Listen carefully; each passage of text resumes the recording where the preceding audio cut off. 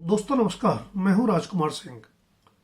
लगभग 3 दशक पहले जिस बहुजन समाज पार्टी यानी बीएसपी की राजनीति ने देश भर को चौंका दिया था, अब वह अपनी सुप्रीमो मायावती के परिजनों की महत्वाकांक्षाओं में फंसकर रह गई लगती है। बीएसपी के संस्थापक कांशीराम ने बहुजन समाज की राजनीति का नारा दिया था। मायावती की मेहनत ने उसे सत्ता के सिंहासन तक भी कई बार पहुंचाया, लेकिन बाद में यह सच बेनकाब हो ही गया कि नारा भले बहुजन का हो, पर उसकी राजनीति भी परिजनों के दायरे से बाहर नहीं दिखती। उत्तराधिकार को लेकर परिजनों में चल रहे सत्ता संघर्ष के बीच अब बीएसपी सुप्रीमो मायावती ने भतीजे आकाश आनंद को पार्टी से बाहर का रास्ता दिखाते हुए उनके पिता और अपने छोटे भाई आनंद कुमार तथा राज्यसभा सांसद रामजी गौतम को नेशनल कोऑर्डिनेटर नियुक्त कर दिया है। दरअसल 2 मार्च 2025 को बीएसपी में फेरबदल करते हुए मायावती ने आकाश आनंद को सभी पदों और जिम्मेदारियों से मुक्त करते हुए आनंद कुमार और रामजी गौतम को नेशनल कोऑर्डिनेटर नियुक्त किया था। साथ ही मायावती ने स्पष्ट किया था कि मेरी आखिरी सांस तक पार्टी में मेरा कोई उत्तराधिकारी नहीं होगा।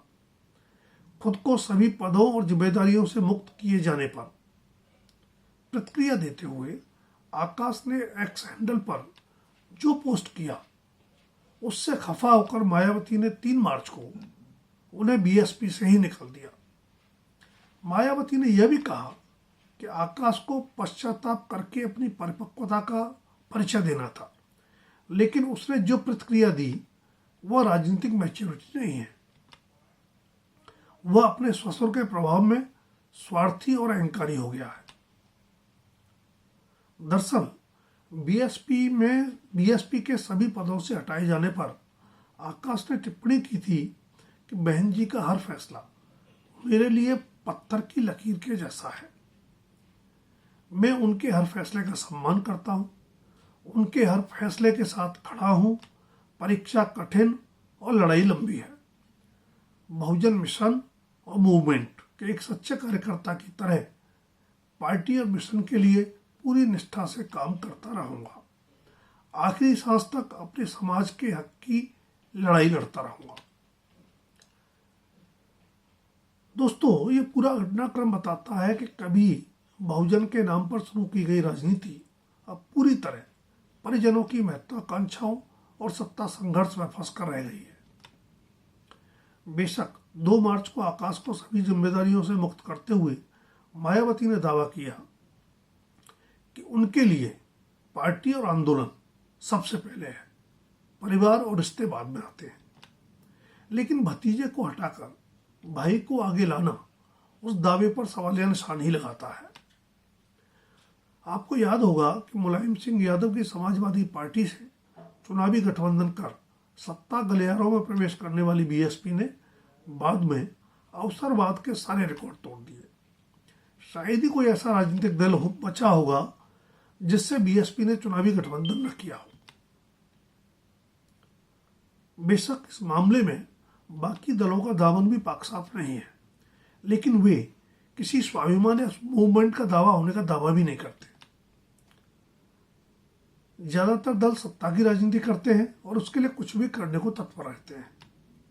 देश के सबसे बड़े राज्य उत्तर प्रदेश में सत्ता की मुख्य खिलाड़ी रही बीएसपी और भी कई राज्यों में सत्ता के समीकरण बनाने और बिगाड़ने तक की हैसियत में पहुंच गई थी।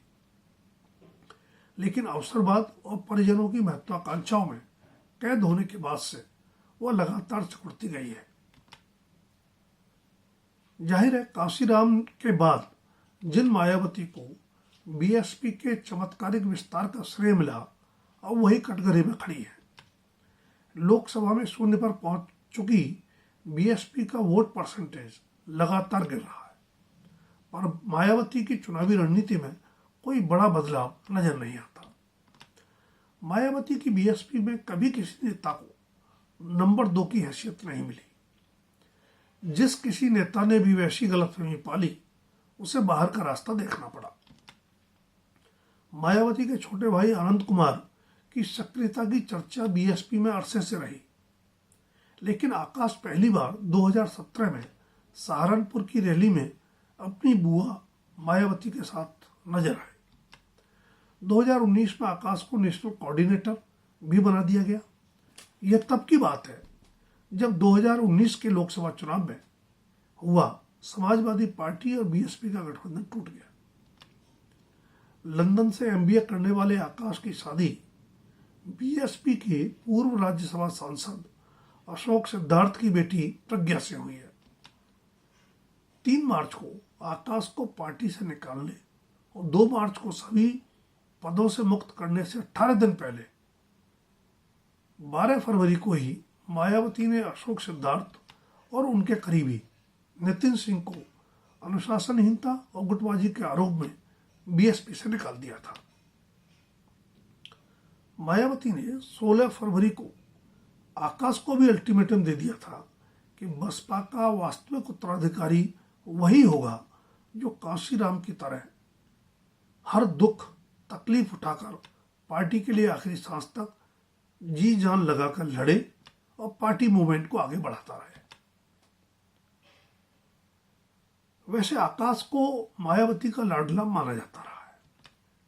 मायावती ने उन्हें लगभग 1.25 साल में 2 बार अपना उत्तराधिकारी घोषित किया, पर दोनों ही बार हटा दिया।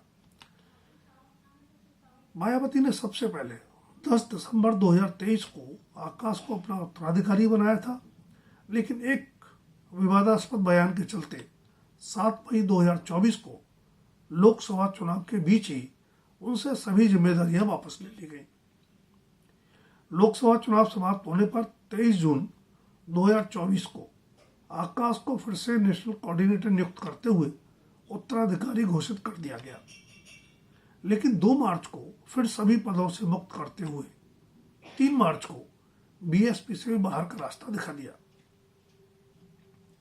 सच तो मायावती जाने, पर घटनाक्रम यही संकेत दे रहा है कि बीएसपी पर वर्चस्व को लेकर उनके परिजनों, जिनमें और रिश्तेदार भी शामिल हो गए हैं, के बीच जबरदस्त सत्ता संघर्ष चल रहा है। कहना मुश्किल है कि अभी सत्ता संघर्ष में कितने मोड़ आएंगे और आखिर में हाथी की राजनीति किस करवट बैठेगी, लेकिन बहुजन को गोलबंद कर भारतीय राजनीति का नक्शा बदलने का कांशीराम का सपना बिखरता नजर आ रहा है। दोस्तों, अगर वीडियो पसंद आए तो लाइक, शेयर और सब्सक्राइब अवश्य करें। बीएसपी की राजनीति पर अपनी राय भी कमेंट सेक्शन में दें। धन्यवाद। अभी के लिए इतना ही। जल्द फिर मिलेंगे किसी नए विषय के साथ।